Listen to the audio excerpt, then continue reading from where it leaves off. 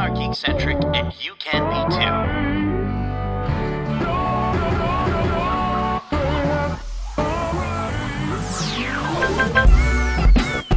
Love ya.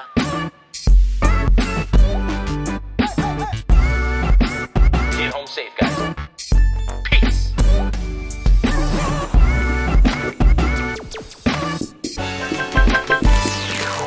Welcome to the Geekcentric podcast, and welcome to our special Behind the Geeks episode for the Bad Batch Season 2. If you're joining us for the first time, my name is Justin, and we are Geekcentric, a podcast celebrating the world of movies, TV shows, toys, collectibles, gaming, and all things geek-centric. Joining me for today's interview duo, because we got two for you, he is my Bad Batch brother, Nate Shelton. How are you, my friend? Gonk, gonk, gonk.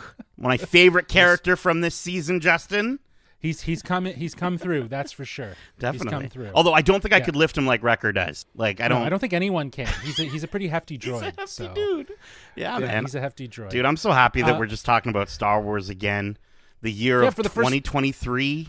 Yeah, the kick 2023 off. We have our first interview for the Bad Batch. But before we get into introducing who we're talking to, I'd love to let our listeners and viewers on YouTube, because yes, we are on YouTube as well, let them know that we have our spoiler-free review out right now for the Bad Batch Season 2, as well as our first episode for our Watch Club, which we will be going through week to week, breaking it down just like we always do, getting into those spoiler territory. So if you've already watched the first two episodes and you want to get into all the spoilery goodness, well, come join us on the podcast. We have a great time. It's myself, Nate hosting, of course, and we have Megan Darcy, the rest of the batches, and yeah, it's a good time had by all. But today I am so incredibly excited to welcome guests from this show onto the podcast and onto our channel. I had the opportunity to speak with Brad Rao and Jennifer Corbett. Brad Rao is the supervising director and executive producer, and Jennifer Corbett is actually the head writer and executive producer of this series. But if you think that was cool, Nate, who did you chat with? Dude, I got to speak to not one, not two, not three, not four, but five characters from this show. But I only interviewed one man, and his name is Dee Bradley motherfucking Baker. Absolutely phenomenal. He was everything I wanted him to be. His shiny, beautiful lights in the background outdid my lights for the first time. First time ever, man. First time ever. I was so I jealous. thought you had a problem with LED lights. Clearly Dee Bradley Baker relies on them in his little home recording office, if you will. Cool. It's pretty cool. It was nice for him to invite us in, and a huge thanks to Disney Studios Canada and Lucasfilm for setting up these interviews. We are so excited for the opportunity to chat with the creative minds and the voice talent behind this series that we absolutely love. Like, we're dedicating the next 15 weeks, I guess, if you will. Something like that. To breaking down all these episodes, because we love this stuff so much. But yeah, anything else before we get into our interviews, Nate? Dude, just get your Lulas and hug them tight for this interview. This was a lot of fun, and yeah, check it out. It's a lot of fun. All right, without further ado, here is my interview with Brad Rao, supervising director and executive producer, as well as Jennifer Corbett, head writer and executive producer for The Bad Batch Season 2. Hey, Brad. Hey, Jen. My name's Justin. Hi. Welcome to the Geekcentric podcast. How are you guys? Good. How are you? How you doing? Doing well. I'm very excited to talk to you guys about this Season 2 of The Bad Batch. Really enjoying my time with this series and returning to the stories. And speaking of stories, my first question is actually for you, Jen. When writing this second season, I imagine there's just so much to take into account when it comes to the canon of Star Wars. I just wanted to know, how much freedom do you have to kind of explore those pockets, and how closely do you work with, I believe they're called the Lucasfilm Story Group, to kind of cross-reference what works?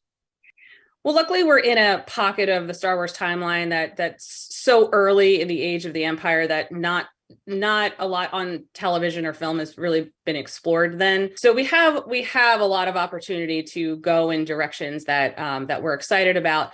But we're always talking to the story group about each episode. So if we're ever veering in a territory that will affect something later on in a show that's either in development or is currently on, or just like the canon in general, they'll kind of guide us and let us know what we can and can't do. But so far it's been a very, very open area. We talk to the story group even beyond the early days of the script, but when we're in production, sometimes like, what is the value of this credit chip? We need to know exactly how much this is worth. So we're constantly talking to them. That's good. So you do have like a sort of constant collaboration with them, which is good, because it does really amaze me at times how things do find a way of really connecting. And like you said, Jen, like this pocket of time, it's so unique in the larger timeline of Star Wars. So I love that, again, you guys are constantly in communication and collaboration with how this kind of fits and makes sense. Now, Brad, we have had a fantastic run of live action Star Wars series, and we're huge fans of the animated, and that excites us. What excites you though, about telling these new stories in the realm of animation? Oh, I mean, the fun thing about animation is, just the nature of how it's produced. The scale and the scope can sometimes be even more vast if you're going to have a massive structure to look up to in live action.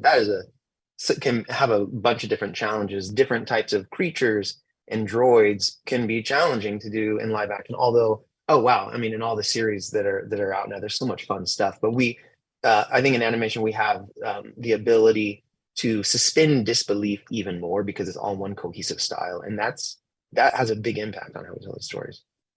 Yeah, and I also think that I love that. I think you guys are sort of inspired by one another. Live action very much influences the animation, and there's a bit more of a cinematic, darker tones in some of these episodes that I really enjoy. That feels very sinister, but it still doesn't lose its charm.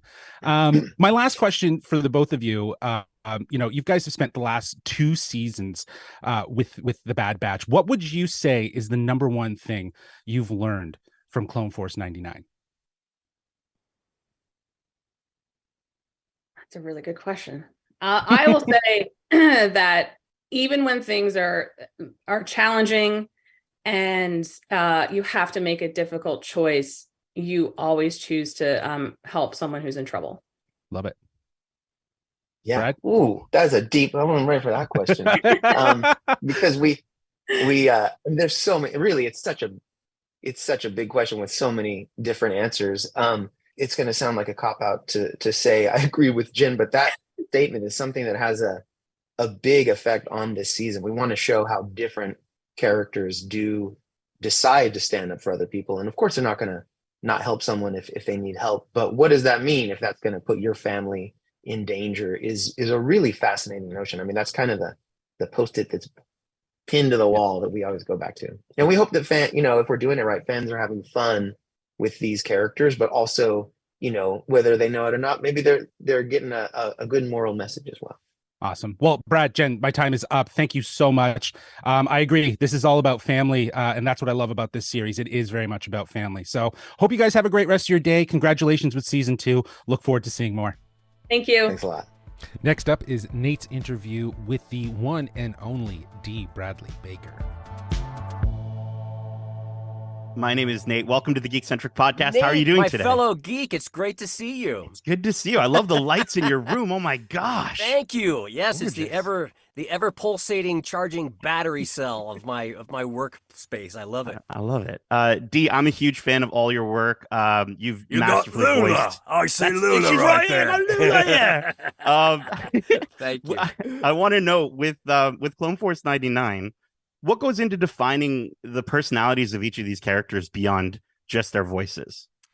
Well, our head writer, Jen Corbett, and the entire team really nailed down the specifics of each character in terms of the flavor of difference that I layer in there between the clones, and all of the characters. So it makes it very easy to add that kind of character delineation and specificity when the writing is so darn good. And it's really great. I mean, it's really, they're very fearless in terms of the places that they take these stories. And they're not afraid of going big and going big action, but also to go small or to go emotional and heartfelt or heartbreaking. It's really interesting cinema is what it is. And it's great Star Wars all around. Oh, absolutely. I absolutely agree. I think you mentioned emotion there. I think in the first season of The Bad Batch, we saw Omega learn a lot of different lessons from her space dads. Yeah. What is the number one thing you've learned from Clone Force 99? I mean, they call them the Dad Batch, right? There you I go. am a dad.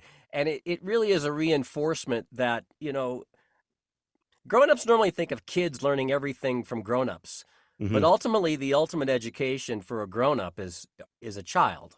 Yeah. I mean, it's a point of reference for the universe, in a sense of where do you place your optimism? How do you plan the story or the voyage ahead? And more so than ever, that is the dynamic that's playing out with these guys that I really enjoy and I really connect into.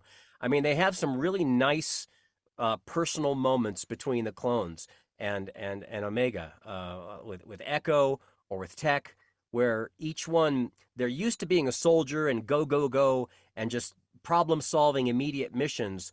But as with the wisdom of a child, you're brought back to the immediacy of the moment. And I found it also particularly interesting how Omega is often brought along with the clones to this point that if there's an immediate problem, that you don't just immediately throw up your hands, wave the white flag, and say, "Well, we're done, we're finished. There's nothing we can do." It's always coming back to this: we're in this together.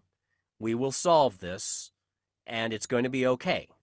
And if you're open to solving it together like that, and that's very accurate. I mean, that's definitely the stance that humanity needs, and it's the stance that you need within a family, whether you're a grown up or a kid. That's really well said. Yeah. Dee, I don't have a ton of time. My final question for you, and it's kind of a silly one, but for the entire Bad Batch, can you all help me settle a debate? What does each member of Clone Force 99 think of pineapple on pizza? Well, Wrecker's going to be fine with it. Yeah. Yeah, probably. It's food. Tech's probably going to analyze it and make sure it's not poisonous. Yeah. Crosshair is not going to be eating pineapple on a pizza. Hunter's probably neutral, and Omega would certainly be open to it. I think so. Yeah. Echo will eventually get around to trying it, but he'll be resistant at first. Awesome. Dee, thank you so much for answering my silly questions and taking the time. I love these characters and stories so much, and just thank you for bringing them to life. Yeah, it was a pleasure, Nate. Take Awesome, care. man. Thank you. Cheers. And we're back. Look at that. Nate with his, what the hell is it called again? Lula. Yeah. Lula. I love how I didn't, I'm being completely honest, I didn't try to do the voice. Right. No, but you as did. As soon as he brought his record, no, I didn't, dude. I swear. You did. As soon as he brought the, it's like how I try to do like a British accent when someone talks to me from England. Right. And it's like it's not necessary. It just happens though. Happens, but it just happens. And I have my Lula here. My Lula. I'm glad that he called it out and he saw it. So it was so much fun. Yeah, these interviews moly. were great. I'm so glad that we had the opportunity to kind of get more insight from the behind the scenes and from the voice actor who is giving life to, as you said, 5 different clones. I love that we were able to get more of a perspective as to who these characters are. Dee Bradley really does a great job of kind of speaking to how, in collaboration with Jennifer Corbett and this team that have flushed out so many of these intricate details that Dee Bradley is able to just take and evolve into different personas that feel so different and crazy that it's all the same voice. Like, it's just incredibly wild. He even references Jennifer, in our interview, right? And obviously they work so closely together, but hearing her and Brad talk about this pocket. Yeah. And I love that about Star Wars. I love that we get, I know it's purposeful. I know they do it so they can, they keep stuff back sometimes so that Dave Filoni can sort of swoop in with his crew and be like, all right, let's make this even more phenomenal. But I think they picked a really good pocket of time, and I love I think Brad was mentioning how they work with the story group to really get to the fine nitty-gritty details of, like, if they're working with a credit chip or something, like how much is that actually worth, to kind of understand and make sure that everything stays aligned. Exactly. And I think that's, as a super Star Wars fan, that is so appreciative. And it's one of those things that if you don't really notice those narrative or those in canon differences between your Star Wars animation, your live action, your comics, then they're doing their job properly. Well, and I think that's the intent, is that they all sort of bleed together. Whether you're reading a comic or watching an animated show or watching a live action show, it's all part of the same canon. It's all tied together.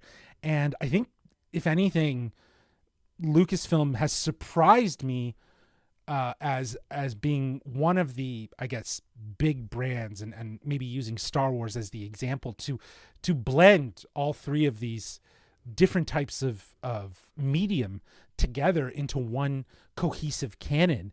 And I love that, again, Filoni, I feel like he's always the idea guy that's going to fly in and say, let's do a story right here. You know what I mean? And is that your Filoni impression there? You don't have a you need a hat. Yeah. Without the hat, let's it doesn't work. do a story right there. But he's always... I don't think you've ever heard him talk. I know. Go ahead. Sorry. I just feel like he's kind of like a Steve Wozniak or a Steve Jobs, in that he has this immense encyclopedia of Star Wars that he's able to say, here's a pocket of time that we haven't explored. Here's something that we haven't delved into. Wouldn't it be nice? And, when we get into the Bad Batch, there's a lot of conversation around cloning and what that means. And, given the fact that we see in The Rise of Skywalker, Palpatine has cloned himself. Like, I feel like there's so many different things that this show is able to do. And you got to think, if they're planting these seeds, the Lucasfilm Story Group is very much helping to guide that narrative through these series. So yeah, I think it's integral for them to stay so aligned that you can't see the difference between your comics, your animated, and your live action. It's all just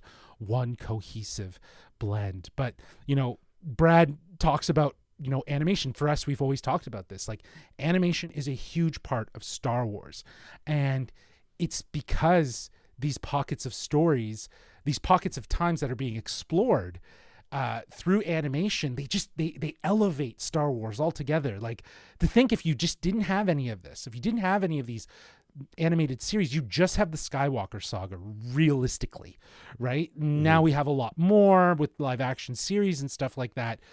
But this is how Star Wars lives beyond those legacy movies, right? And that legacy story of the Skywalker saga. It's building out this galaxy. And I think that the animated does so well, and it lends itself as being free. I love that Brad really calls that out. It's so freeing to being able to design these creatures and do these things in an animated capacity, which is so much more complicated and different than in live action. Sure, but I mean, it's in a way, from a perspective of visuals and from a perspective of cinematography and the way that these series are shot, in a way, right? But it's kind of like, in the best way, it's cheating. Yeah. You know what I mean? Like, in a great way, it's cheating, because they can do things that you just can't do in live action with the animated world, and it's just so good. It's so consistent. I love that Dee is a fellow geek of ours. He sounds like a fellow geek, especially with all those LEDs. I love that he called them the Dad Batch. I guess that's a thing going around online. I didn't notice. But I also think both groups that we interviewed, Brad and Jennifer and Dee, they really all came down to the main theme of, I think, one of the biggest themes in Star Wars, which is family, right? And family, family. Not to get all fast and furious, but it's true. And this idea of found family, and this, I think the coolest thing that this series is doing is focusing in not only on family within sort of your, I guess, the family of the Bad Batch, but family entirely from the standpoint of the clones. And I think this season, I'm excited to kind of talk about it more week to week. Yes. But it really does feel like the theme of family is going to expand beyond just our Bad Batch, and I'm so stoked for it. And I think the other thing that I wanted to mention as well was something really important, was pineapple on pizza, Justin. I think, you could get so many different reporters in here talking to Dee Bradley Baker. They're going to ask him all these questions. I get to the hard facts, people, okay? Pineapple on pizza is really important. I think it should be introduced into the Star Wars universe. Galaxy's Edge needs to come up with something. I don't even care if they change the name to Melu Run fruit on pizza and just, it's actually pineapple. But I do think, Justin, let me know. Do you think, are you down? I think we've talked about this in the podcast before. You're down with pineapple on pizza, I'm down right? for pineapple on pizza as long as it's Hawaiian. But if you're ordering a pizza and you're going like green peppers, onions, mushrooms, pineapple, nuh-uh, get that shit out of that pizza.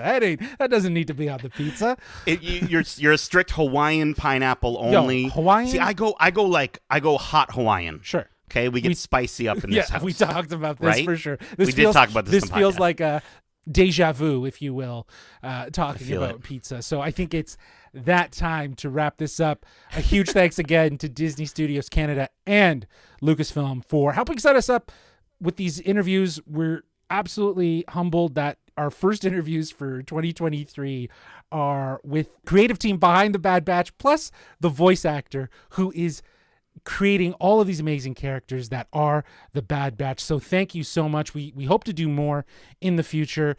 But that's it. If you enjoyed this episode, feel free to subscribe to us wherever you listen to podcasts and on our YouTube channel at youtube.com/geekcentric. We have a ton of other interviews there that you can check out. You can see our beautiful faces, or you can just watch the interviews, whatever you'd like to do. Be sure to subscribe to us. We got more on the way, and we're always doing new stuff on the podcast. We got reviews. We got This Week in Geek, where we talk about news and trailers every week. But also hit us up on our social. You can check us out on Twitter at GeekcentricYT or on Instagram at We Are Geekcentric.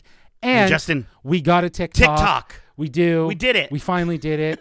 We're taking snackable moments from the interviews that we've already done. We're going to be putting them there to kind of celebrate what 2022 brought for us. We had some great opportunities in 2022, so we're going to be spending the month of January just kind of slowly trickling out some highlight moments from those interviews, so you can enjoy them. So be sure to subscribe to us wherever you find us. It'll all be in the show notes and stuff. Hit the bells, do the thing, thumbs up. There you go. That's it. Until next time, as we say, love ya. peace.